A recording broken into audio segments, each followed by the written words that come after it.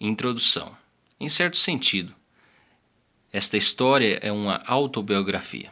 Contudo, em lugar de começar com o meu nascimento, começa séculos antes e narra toda uma série de acontecimentos que no final seriam determinantes na minha vida. Sem esses séculos passados, meu nascimento e toda a minha vida pareceriam flutuar no vazio. Mas, mais que uma autobiografia individual, essa história é a biografia desse povo de Deus chamado Igreja, onde minha fé foi formada e nutrida sem compreendê-la. Não compreendo a mim mesmo. Sem conhecer a sua história, não a compreendo. Portanto, não se trata aqui de um interesse de antiquário em tempos passados que nunca voltarão. Antes, trata-se de uma necessidade urgente de conhecer esses tempos passados que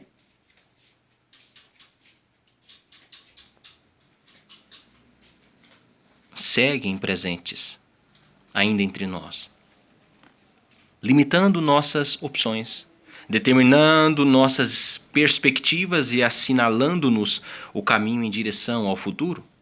Quando escrevi uma história ilustrada do cristianismo, a obra constava de 10 volumes. Agora, graças aos esforços das edições Vida Nova, o leitor tem em suas mãos esses volumes reunidos numa só publicação. Cada volume agora corresponde a uma parte.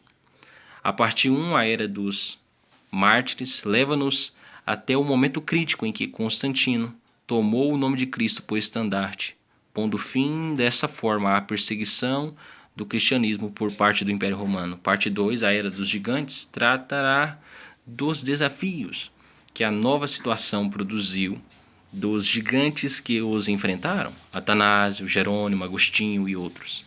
E terminará com as invasões do Império por povos germânicos. Parte 3, a Era das Trevas. A parte 4, a Era dos Altos Ideais. A parte 5, a Era dos Sonhos Frustrados. Cobrirão a chamada Idade Média. Começando com o desafio dos bárbaros, mostrando em seguida como se produziu o nascimento da civilização ocidental em resposta a esse desafio, para terminar nas crises que levaram à reforma. O período narrado na parte 5 inclui os anos imediatamente anteriores à Reforma Protestante. Por isso, o conhecimento dessa época é importante para compreender completamente essa reforma. Além disso, gostaríamos de advertir o leitor que, por razões de ordem lógica, nem sempre apresentamos os acontecimentos em sua ordem estritamente cronológica. Por exemplo, no capítulo 44, quando falamos da Guerra dos 100 Anos, cobrimos quase todo o período, para logo depois voltar atrás e narrar outros acontecimentos. Da mesma forma, a discussão da reforma conciliar que seguiu ao grande cisma nos obrigou a estudar Wycliffe e Hus, depois de terminar a história dos concílios.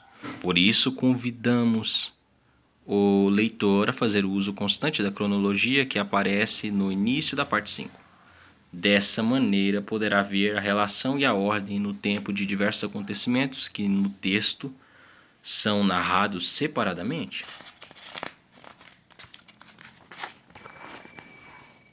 A parte 6, a Era dos Reformadores, trará então da reforma, tanto da católica quanto da protestante, particularmente no século XVI, e sobre outros movimentos rivais. A parte 7, a Era dos Conquistadores, será dedicada completamente à expansão europeia nesse mesmo século e no seguinte, particularmente em nosso continente. A parte 8, a Era dos Dogmas e das Dúvidas, terá por tema principal os conflitos entre a fé e a razão nos séculos XVII e XVIII, e tratará também de outros acontecimentos que ocorreram na mesma época, como o pietismo e o nascimento do metodismo, por exemplo. A penúltima, a parte 9, a Era dos Conquistadores, terá por tema o século XIX, prestando especial atenção à grande expansão protestante nessa época e aos movimentos teológicos que pareceram dominar o protestantismo europeu. Por último, a parte 10 será dedicada aos desafios do mundo moderno e tratará de fazer nossa história ao seu ponto de contato e tratará de trazer nossa história ao seu ponto de contato com nossas biografias. As pessoas que me prestaram seu apoio e ajuda na preparação deste livro são muitas, Várias delas emprestaram sua colaboração a mais de uma das partes.